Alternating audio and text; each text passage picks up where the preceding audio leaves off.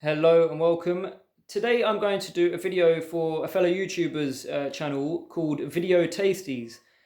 Now he has asked everyone who wants to contribute to do a video on their top 5 live action Batman films. You could pick or choose, a video you'd like to do, and I chose top 5 live action Batman films. In celebration of his, he's calling it BATMARCH. So yeah, I thought I'd give it a try. I'm quite new to his channel, but I'm liking his content. Yeah, he's full of people. He interacts with everyone, and he offers polls quite frequently, and it's really quite engaging and fun to communicate with a fellow film lover. So anyway, top 5 live action Batman films. Well, the top 5 is not easy because I'm struggling on the fifth one, but my favorite Batman film is The Dark Knight. I've got it here on a DVD copy, a 2-disc special edition. Dark Knight. Christian Bale, Michael Caine, Heath Ledger, Gary Oldman, Aaron Eckhart, Maggie Gyllenhaal, Morgan Freeman. I don't think Cillian Murphy appears in this one, does he? I think Cillian Murphy makes his reappearance in Dark Knight Rises, which I don't like very much. This is the one with the Joker. I mean, Heath Ledger's performance as the Joker, it's unrivaled in my opinion. I think you can like Jack. You can say the similar thing about Jack Nicholson's performance in Batman '89. And this Dark Knight is my favorite Batman film, because of Heath Ledger's performance as the Joker. The makeup, the performance, the believability of it all.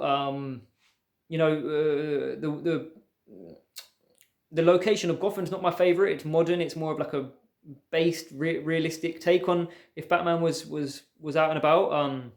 My favorite setting is a Burton Gotham, but no, yeah, I think Batman films are villain led. I think, yeah, Batman is really cool. He's ridiculously cool.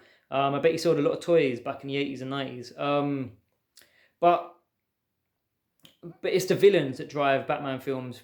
Personally, for me, I've found that through Burton's direction and through Joel Schumacher's direction, through most of the direction of these films, they benefit the villains more, and obviously then certain films get that right and certain films don't. So yeah, and the Joker as Heath Ledger's Joker in The Dark Knight is one of my all-time favorite films. So yeah, that's my favorite Batman film.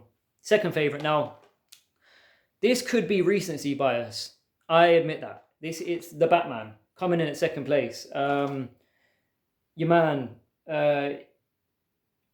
your man appears. He's a younger Batman. He's a year 2 Batman, based on like the long, I think it's the Long Halloween comic book run. It's Robert Pattinson's Batman this time, with Matt Reeves directing. And you got a fantastic score there. I think is it your man Georgie? I can't say his name, but the score is wonderful, and I love everything about this film. I think like the more I watch it, the more I can pick apart, and like the twinkle in my eyes fades away, and I can criticize it. I could take a step back, but I watched this film I think 3 times in the cinema. I've watched it multiple times on my Blu-ray copy. I can't get enough of it. I think it's wonderful. I'm back in love with Gotham. I wasn't in love with Gotham with Christopher Nolan's films. Although when I was younger, I can see what I like now in the Batman universe, and what I like to see, and how I like to feel when Batman's trudging through the streets and the villains are doing their thing. And that's, mostly why I like the Batman. It's like more gothic. It's more tapping into Batman's, detective skills. Although you can criticize that yourself as armchair watchers. But yeah, this film is fantastic. I can't wait for Matt Reeves to go again, and I can't wait to see more from what he does with his take on the Batman. Tremendous. Okay, now third. So this is from my Batman 4 film collection here.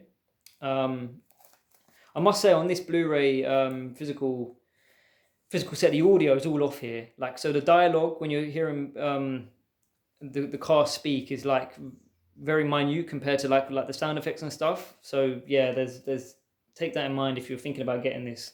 Maybe get like the 4K sets or something. But yeah, there's an audio issue on this one.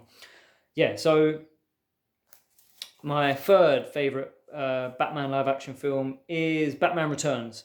Batman Returns is something I watched countless times as a child, along with like the other four films here. There's one I didn't watch as much, and I still don't like it to this day. Batman Returns.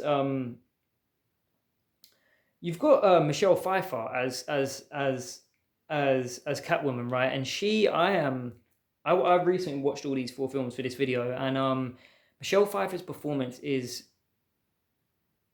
it dominates my heart, my soul, my brain, my body. It dominates me completely. It is so alluring. It's fantastic. No other Catwoman comes close. She's tremendous.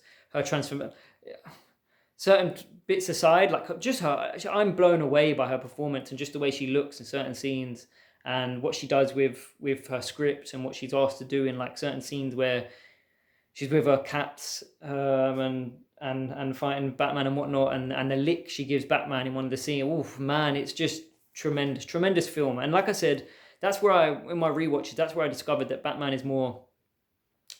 These live action films are more villain led. It's all about the villains, truly. Whilst Batman is supremely cool. Okay, so the fourth film. Batman and Robin. Yeah, I know, controversial. And I only say that because it's the Batman film I loved most as a child. You know, before I ever heard criticism of the film, that was my favorite Batman film growing up. Before Dark Knight came out, and yeah, I you know, just the likes of you know, you got Batgirl now, and I love the actor. You've got your man Robin. I love him as an actor in these performances. He's in two of those. Not a fan of any of the Batman per se in these four films. Like, I'm not in love with them. I'm more like, I like Robert Pattinson, I like Christian Bale, but it's Batman's not. I like. It's just the actor that I'm sort of like not in love with. I'm more about the villains and the setting and what the fight sequences and whatnot. So yeah, Batman and Robin because of nostalgia. Yeah. Now the fifth film, that's where I'm struggling because I have to make a conceit. I haven't watched the first live action Batman film, and I'm ashamed. I'm deeply ashamed. And I wish I should have really watched it for this video, but I didn't. And I reckon that will be in my top 5. But because I haven't watched it and I don't really rate. I do like Batman '89, but it's not in my top 5. I would have to say Batman Begins. Christian Bale's first one. It's got Cillian Murphy. You've got Liam Neeson. You've got like the journey going off and coming back, and he done it better than Dark Knight Rises anyway.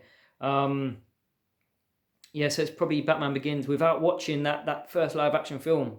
So yeah, that's my top 5. Love Batman. Can't wait for Matt Reeves' continuation of his vision for Batman. Love that they've shot it in Europe. You know, you get a more gothic sort of. I think it's Liverpool. You get that feel for Gotham. Yeah, like you know the casting, Colin Farrell. Yeah, love everything about it. I don't like the DC EU Batmans. You won't find that on my list anywhere. I don't want to watch anything. Now going into the continuation with the new universe, let's see. I will give it another try. But those DC EU films with Ben Affleck, no, not for me, completely not. So yeah, that's my top 5. Thank you, Video Tasties, for allowing me to contribute, and yeah, thank you.